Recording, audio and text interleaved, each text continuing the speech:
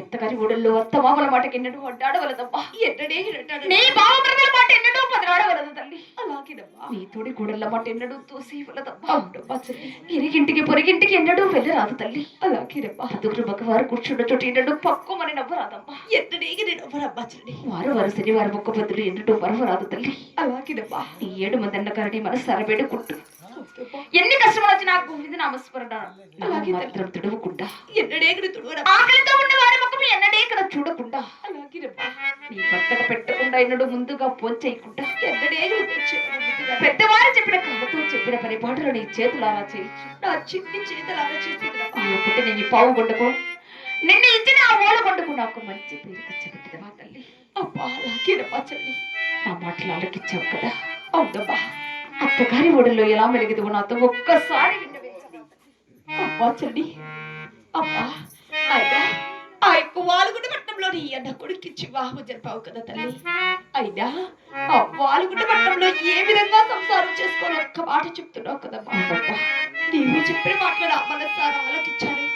ఒక్కసారి నీతో తెలిపేది అలాగే వింటావు కదమ్మా చెల్లి. అలాగే రమ్మా.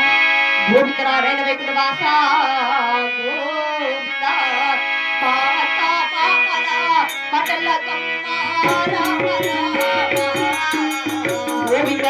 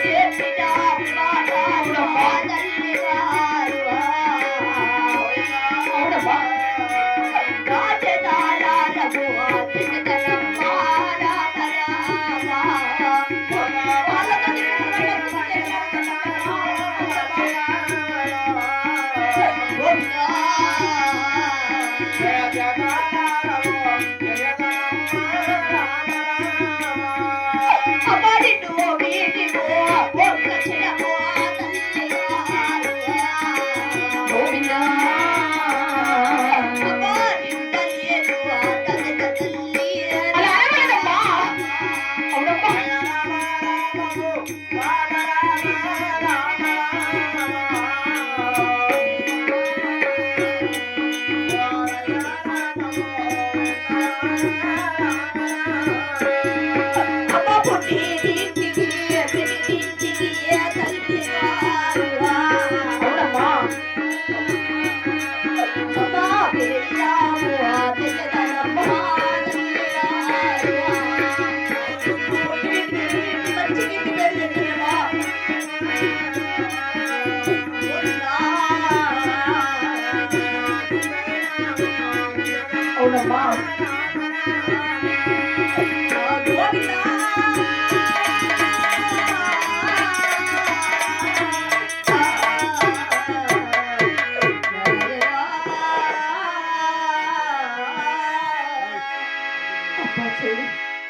మా అత్త బాబుల బట్టకి ఎంత డేగని అంటాడమ్మా.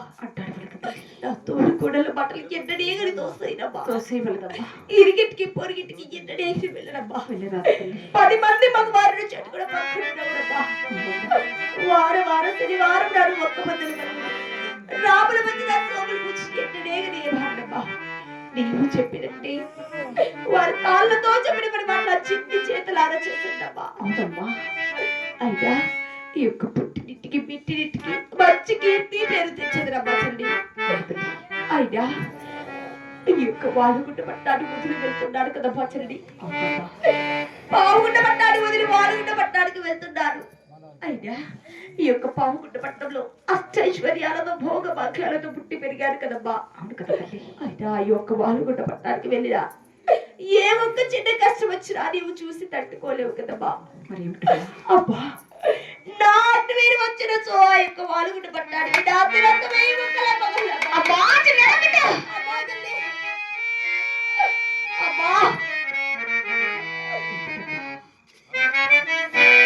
ఎందుకు తండ్రి ఇంత కఠోరమైన పలుకులు పలికావు? గోవిందా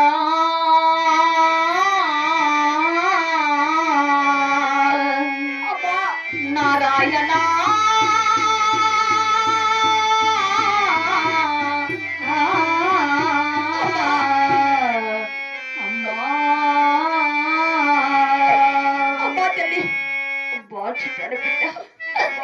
ఇంత కఠోరమైన పలుకులు ఎలా పలికావమ్మా?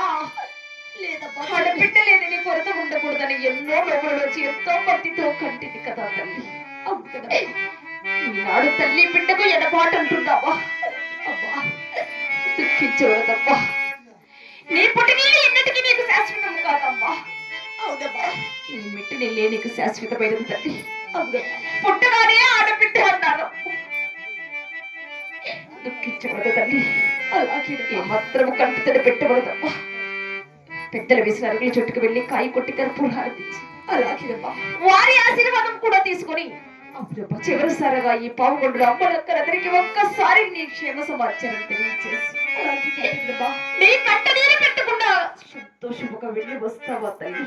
అలాగే దుఃఖించవలదమ్మా. ఆడబిడ్డ కంట నీరు పుట్టినింటికి మంచిది కాదు తల్లి. అలాగే అబ్బా చిన్నాడ బిడ్డ నేను వెళుతున్నా నా పుట్టినింటికి. అబ్బా అప్పుడు నాకు అక్కడ ఎలాంటి కష్టం ఉండదు. విధమైన ఆలోచనలు చెయ్యదు తల్లి. అయినా నిన్ను విడిచి మాత్రం నేను ఉండగలను అమ్మా. అదే విధంగా నీ పిలుపు కోసం నేర్చుకుంటాను తల్లి. అదే విధముగా రాసి పంపుతావు కదా, అలాగే పంపుతానమ్మా. సెలవు సంగదా తల్లి. అమ్మా చిన్నాడ బిడ్డ. అమ్మా చెల్లి